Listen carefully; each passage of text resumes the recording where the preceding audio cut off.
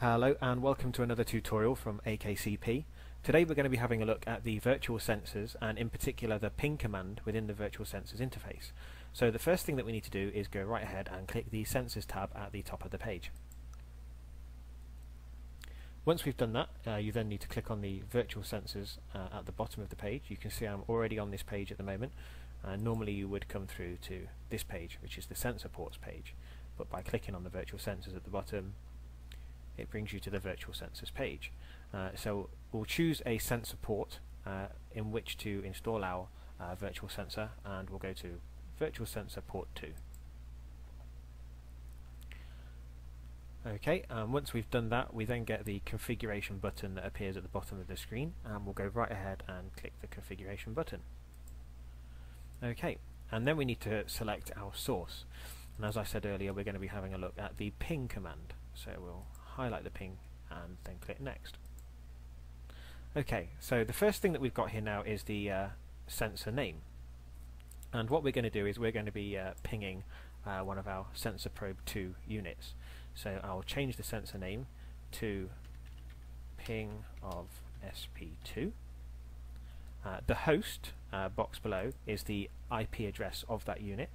In this instance that's 10.1.5.11. Then below that we have our normal state value.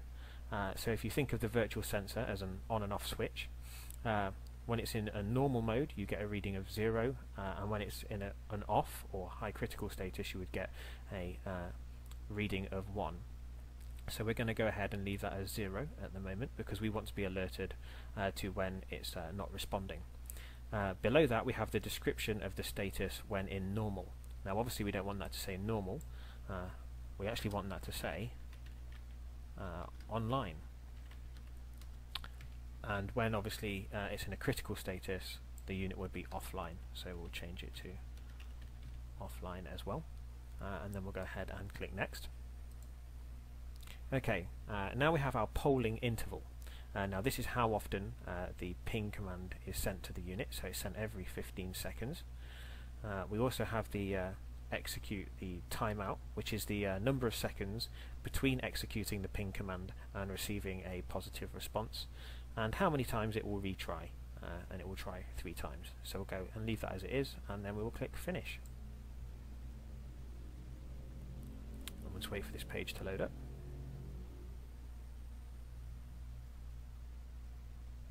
Okay, so now you can see that we've got an active ping of the SP2 on sensor port 2.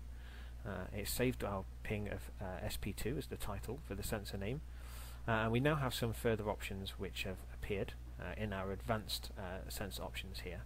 The first one is the graph to enable it, to have it on or off. We also have the sensor's URL. Now unlike other sensors where you can type a website, what you'll want to type in here is http:// and then you want to type in the IP address of that unit. So again that would be 10.1.5.11. Let me just change that there. There we go.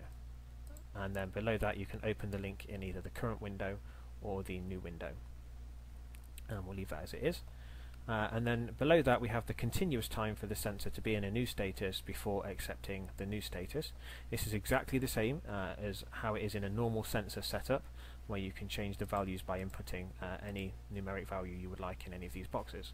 And at the bottom we have our enable the calendar, and you can have that on or off, and this works exactly the same way as before, where you can choose the hours in the day and the days in the week in which you would like that sensor to be active or inactive. So we'll go right ahead and click save.